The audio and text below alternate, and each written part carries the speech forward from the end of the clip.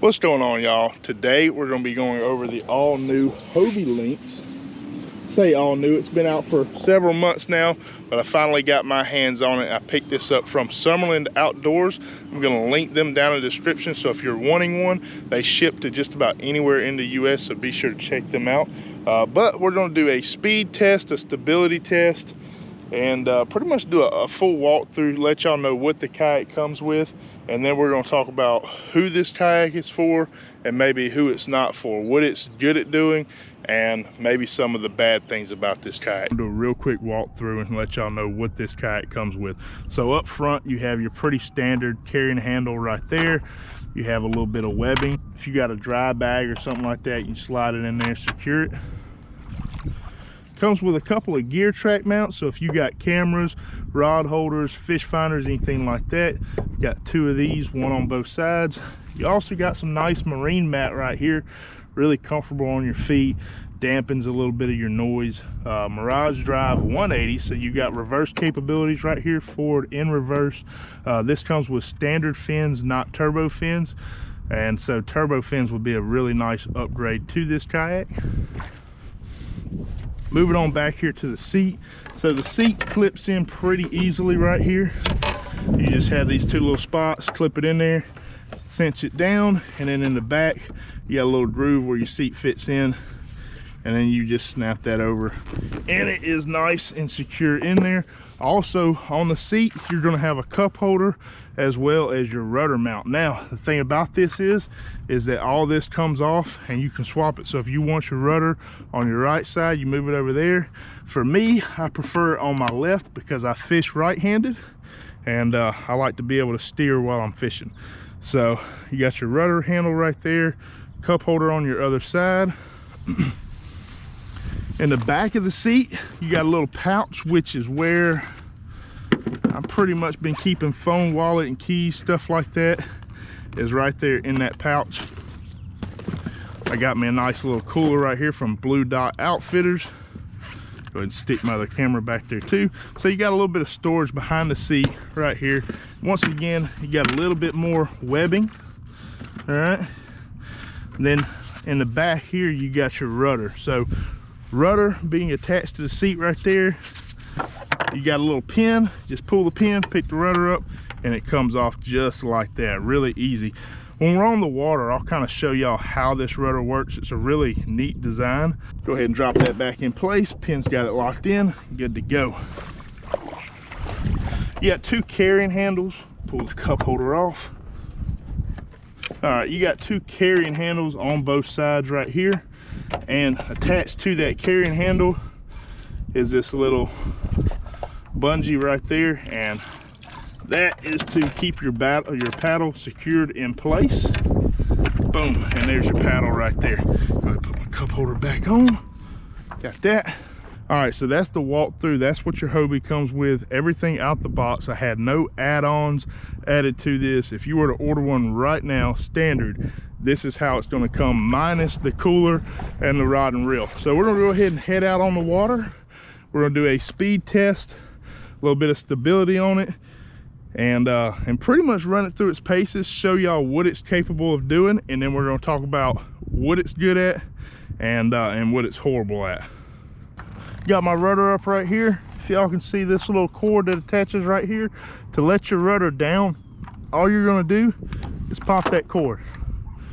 Rudder's gonna pop down. Same thing to pick it up, grab my cord, pop it, rudder comes up, down, up. Really, really simple design. Not a whole lot that can fail there, and that's a good thing.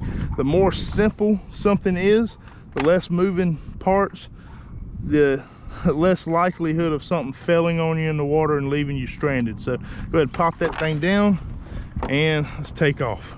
So one of the major takeaways with this kayak is its turning response. One of the negatives about most kayaks with rudders is that you got to get going and get that water moving to get your kayak to turn. With this kayak right here, I turn the rudder, it's instantaneous. And I believe that the major reason for that is there's not much kayak in the water. So your rudder's sitting back there in the water, turn the rudder, and bam, she's turning. So that is a huge plus, you know, is being able to maneuver your kayak where you want to go. You don't have to worry about the water or wind pushing you into objects. If you're, you know, getting close to a dock or something like that, you need to get out of the way. I mean, she moves wherever you want to go. So this kayak is super maneuverable. All right, we'll go ahead and stand up right here. Really nothing to hold on to. Just propping up off the back of the seat, standing up, and bam, right? The stability on this kayak is super good. I'm 285 pounds, which is 10 pounds over the limit that Hobie recommends a person weighing on this kayak. So I'm really pushing the limits here at 285, but I'm standing up and I feel very good on this kayak. I can definitely stand up and feel like I could fish all day off of this kayak, no problem. All right, so we got our phone out right now. We're about to take off and do a speed test. For speed, I'm going to take off and just kind of cruise like a normal cruising speed. Then I'm going to do a hurried pace, and then I'm going to do a sprint. Okay, so cruising pace, this is a pace that I can maintain for several hours, moving to and from location. Get it going here, see where it settles in at. So we're at 3 miles per hour right there. Nothing crazy, just easing around, keeping my legs moving. It's about 3 miles an hour. So in my other kayak, my Pro Angler, my cruising speed's around 2.5 to 3 miles per hour. So we're probably sitting somewhere about 3.5 right now. So we're gonna go ahead and pick it up, and this is gonna be more of a hurried pace. This is a pace that I can hold for maybe 10, 20 minutes, depending. If I'm running late to weigh in and I gotta get to that ramp and I need to pick up the pace, kind of sprint, maybe I'm trying to beat somebody into an area, we're sitting right at 3 to 4 miles per hour right there, which in my Hobie Pro Angler, me sprinting is about 4 miles per hour. So that's just to kind of give y'all a little bit of reference on, is that good, is it bad? In my opinion, it's really good that I can hold a 4 mile per hour pace trying to get to a spot. Go ahead and give it a sprint.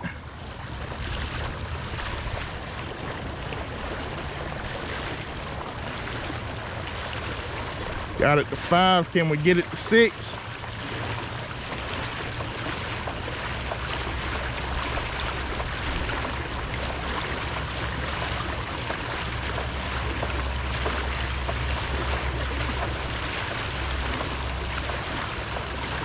All right, whew.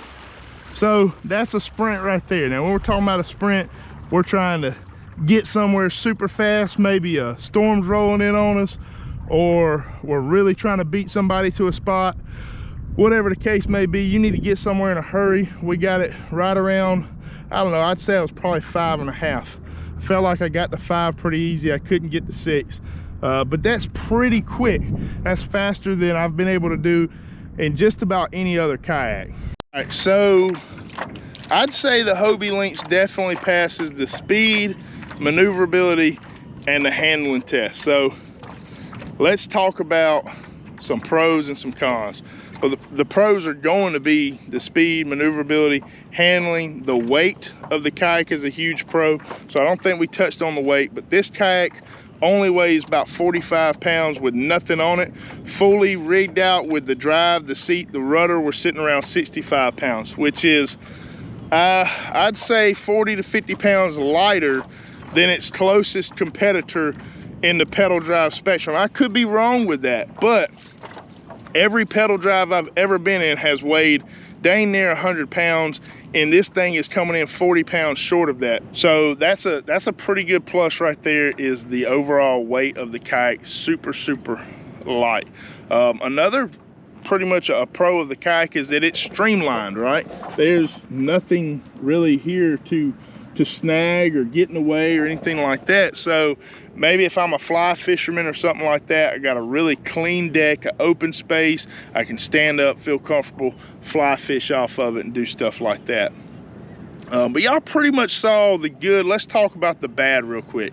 So one thing I've noticed being in this kayak is that it's a loud kayak. So if the wind's coming in and that water's splashing against the hull of the kayak, it's making a lot of noise. If I can, it's almost like being in an aluminum boat out on the water. You can hear that water just hitting the kayak. So if you're trying to sneak up on some redfish, some trout or something like that, maybe it'll be, you know, a little tough to do if it's windy. If it's calm out, you won't have a problem at all. So it is a little bit louder of a kayak. Another thing is, you know, we already kind of touched on it, but I have no storage on this kayak. So it's always kind of, where am I going to put my phone, my wallet, my keys? If I flip, am I gonna lose them? You know, stuff like that. So really simple fix. All I need to do is get a dry case, keep them in there, and clip that case to the seat. So not a huge problem with that kind of stuff. I do wish that this kayak would come out the box with some H rails or something where I can attach maybe a fish finder a little bit higher up on this deck. You know, you can get the H rails ordered for it, but I believe they're about 200 bucks, and there are no H rails available in the entire country. Like, I checked everywhere and they are out of stock everywhere. So I can't really get any right now. I wish they came out the box that way. I could go ahead and start rigging this thing out. Now I gotta wait months to get some H rails in, so that's kind of a bit of a con right there. Another thing is, I wish that this kayak came out the box with turbo fins. If you're serious about kayaking and fishing and stuff like that, like, you're gonna get the turbo fins anyways, and they're about $250. So it's just something extra that I gotta go out there, I gotta buy and slap on the kayak. And those are another item that are out of stock in a lot of stores right now, so I gotta wait until they're available to be able to put them on this kayak. Another thing that I didn't touch on back there when we were on the beach is that this kayak does come power pole ready. You got spots right there that you can just kind of very easily attach your power pole mount, put your power pole in there, and run a shallow water anchor. So that's pretty cool. All right, y'all, we're back on the beach. Let's talk a little bit about who this kayak is for and who it's not for. So for me, I got this kayak because I do a lot of traveling. I'm always in Jacksonville, Galveston, Texas, up on the East Coast, around Maryland sometimes. And if I want to take my kayak and do some fishing, it's a big process with me having to tote my trailer. Once I got my trailer, I got to find hotel parking spots and things like that. I'm always worried about somebody stealing my trailer while I'm, you know, asleep and stuff like that. So for me, all I got to do is take this kayak right here and throw it up on the top of my Subaru, take one rod and reel, maybe two, a little bit of tackle, gear. I can strike out, and it's really a minimalist, simplistic kind of experience where you're not having to take the fish finders and the crates and all the gear and toting it, you know, 200 pounds worth of tackle and gear and ice and fish and all this stuff on your kayak. You're streamlining it right there and taking kind of that simple approach to just getting out on the water for an hour or two, making a short day, short trip, backwater trips. Maybe you got some areas that you want to fish or you want to kayak, but there's no ramp accessible, and you got to tote your kayak down across the beach or through the woods or whatever. Well, at 45 pounds, it's not that hard of a kayak to get around. So it's very, very light, and that's what makes this kayak appealing to a lot of people. Now, who is this kayak not for?